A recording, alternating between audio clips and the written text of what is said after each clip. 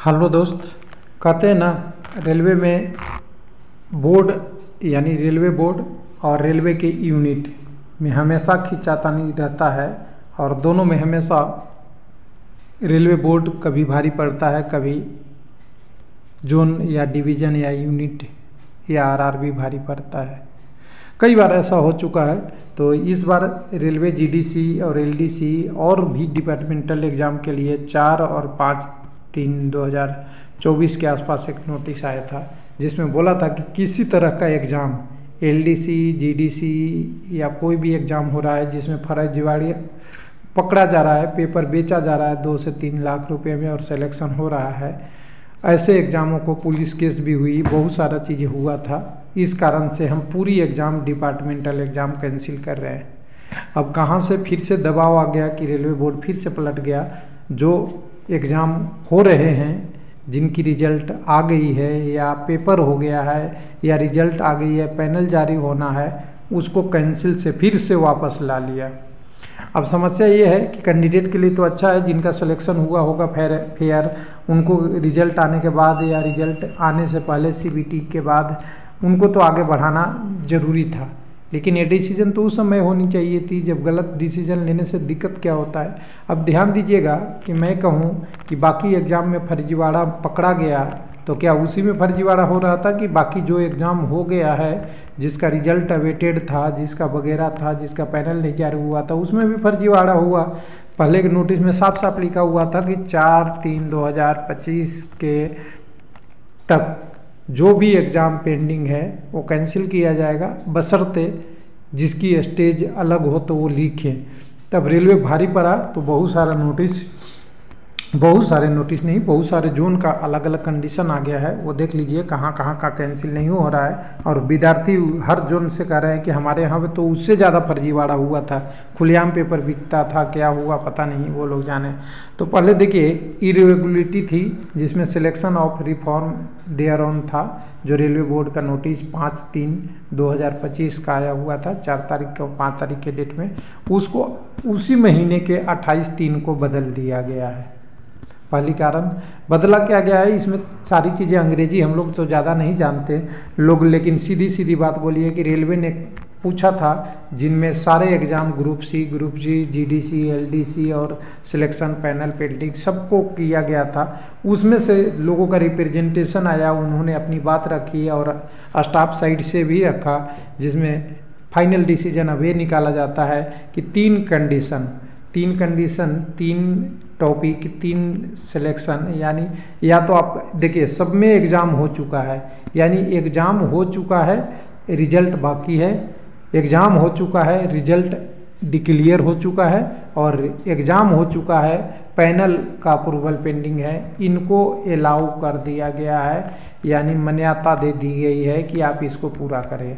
अब सवाल यही उठता है कि जो पकड़ा गया, जिसमें एग्ज़ाम चल रही थी, वो पकड़ा नहीं जाता, वो भी सही था। अब यहाँ पे नहीं पकड़े गए तो ये भी सही है, या कि ये हाईलाइटेड नहीं हुआ ये सही है, या और भी हो सकता है कि रेलवे बोर्ड क्या मान रहा है कि जिसका एग्ज़ाम हो गया वो फेयर सिलेक्शन है, ये भी हो सकता है। लेकिन फेयर सिलेक्शन तो नहीं माना जा सकता है जिस कंडीशन में हुआ होगा, क्योंकि कंडीशन वही थे, कंट्रोल उतना ही था रेलवे का, एग्ज़ाम कंडक्टिंग एजेंसी वैसे ही सिलेक्शन हुआ करता था और क्वेश्चन पेपर का लोगों का पता ही है, सब लोग सही बता रहे हैं। लेकिन इशू ये रहता है कि कोई भी पेपर दे दिया, कैंडिडेट दे दिया, तो अगर उसको सिलेक्शन में नाम हो गया, रिजल्ट में दिख गया, दूसरा और तीसरा कंडीशन में अगर उसको हटाएंगे तो बहुत बड़ा सेटबैक कैंडिडेट को भी होता है और सिलेक्शन भी, मतलब एक तरीके से नेगेटिव इम्पैक्ट पड़ता है मोरल पे भी और फिजिकल रूप से जो दिखने में दिखता है। लेकिन जिसका रिजल्ट नहीं हुआ है उसमें तो कुछ किया जा सकता था, उसको भी यहाँ इसी श्रेणी में डाल दिया कि पेपर हो गया। अगर पेपर सही से हुआ है तो रिजल्ट होगा तो कोई दिक्कत नहीं है, लेकिन पेपर ही गलत हुआ है तब क्या होगा, यहाँ तो कैंसिल होनी चाहिए थी। लेकिन देखिए बोर्ड का डिसीजन है, उसके बारे में दिया है कहाँ कहाँ का, EOCR, WCR, metro railway Kolkata, RCF, RDSO, RWP, इनका पेपर अभी जो हो चुके हैं इन 3 श्रेणी में आता है, उनको नहीं कैंसिल किया गया है, उनको आगे नीचे लिस्ट में दिया गया है कि लिस्ट में ऐसा ऐसा है। वो पूरी लिस्ट देख लीजिएगा, भुसावल डिवीज़न का है, रेलवे यूनिट का है, किसके किसके एग्ज़ाम चल रहे हैं और किस प्रकार का एग्ज़ाम है, PQ है, LDCU है, PQ है, PQ है, वो सब का डिटेल दिया हुआ है। जिसे एक्स कैडर का है, LDC है, आपका सारा एग्ज़ाम को दिया हुआ है, LDC है। तो इन सारों का अब कैंसिल नहीं होगा, जिनका अभी चल रहा है। बहुत सारे पोस्ट है, मतलब कुल मिला के अगर देखेंगे तो कैटेगरी कुल मिला के खूब ठीक ठाक है। जो एग्ज़ाम चल रहे हैं ECR हेडक्वार्टर में भी है, और भी अगर किसी का होगा तो हो सकता है वो भी अप्रोच करेंगे। इसमें जितना आया है उतना तो आया ही, बहुत सारे हैं LDC, PQ वगैरह वगैरह, क्योंकि रेलवे में आप जानते हैं वर्ष भर एग्ज़ाम चलते रहते हैं। तो अब बच्चा ही क्या, सब तो एक मिनट यहाँ से अगर देखेंगे तो 25 पेज का लिस्ट है। जितने LDC GDC हो रहे थे उनकी तो लिस्ट आ गई है। अब इस पर क्या डिसीजन होगा ये देखना बाकी है, लेकिन कुल मिला के यहाँ तो सबको अप्रूव ही कर दिया है एक तरीके से। अगर ऊपर फर्स्ट पेज में देखिएगा तो क्लियर लिखा हुआ है, एक मिनट, फर्स्ट पेज में तो क्लियर लिखा हुआ है, देखिएगा इसमें कि eligibility condition that publish or exam was not conducted, उनके लिए वो नोटिस है। तो कर you have provided information about the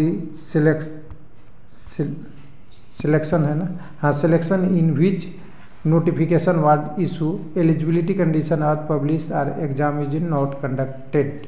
उसके बाद जोनल PSU को कह रहा है कि लिस्ट जो देखिए उसमें mention above the list which is enclosed is now been decided that all ongoing going क्या है selection list enclosed where written examination held on और बिफोर 4/3, यानी नीचे जितने भी दिए हुए हैं वो सारे पेपर का रिजल्ट 4/3 जिस तारीख को नोटिस आया था, पब्लिश हुआ था, उससे पहले CBT हो चुका, उसका रिटन एग्ज़ाम हो चुका था, तो उनको एग्ज़ाम किया जाता है।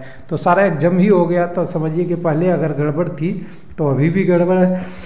अगर रेलवे को नया कोई प्रोग्राम बनाना है तो बनाना चाहिए, लेकिन वो तो पहले एक बार सेंट्रलाइज्ड नोटिफिकेशन पिछली बार आया, फिर पलटी मार के रेलवे ने बोल दिया कि सेंट्रलाइज्ड नोटिफिकेशन सक्सेस नहीं हो रहा है, रेलवे अपने अपने यूनिट पे करे। फिर वैकेंसी आई तो गड़बड़ी मिलने लगा, तो फिर कैंसिल हुआ। कैंसिल होने के बाद फिर से वही हो गया कि जिसका पेपर हुआ है वो कंटिन्यू करे। तो ऐसे ही चलते रहता है, लेकिन नुकसान तो इसमें सबसे ज़्यादा विद्यार्थी का होता है। और यहाँ पे विद्यार्थी नहीं कह सकते, यहाँ पे कहते हैं नुकसान होता है तो एम्प्लॉई का है, जो मेहनती होता है, जिसने अपने तैयारी करके LDC GDC से आगे प्रमोट होना चाहते हैं।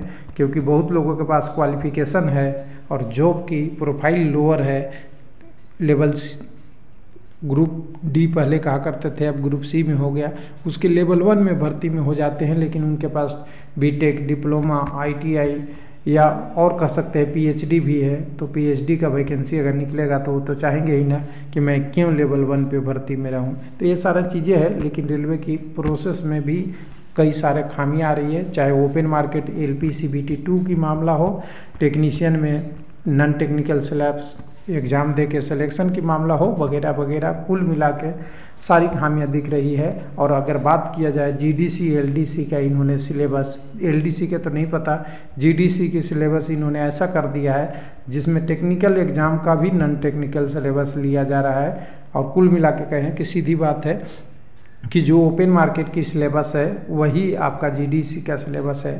तो कुल मिला के टेक्नीशियन जैसे पोस्ट या LP की CBT 1 में कोई, JEE की CBT 1 में कोई टेक्निकल क्वेश्चन पूछने की ज़रूरत नहीं है। और अगर LP CBT 2 में भी है तो वो केवल क्वालिफाई नेचर है। थैंक यू, धन्यवाद।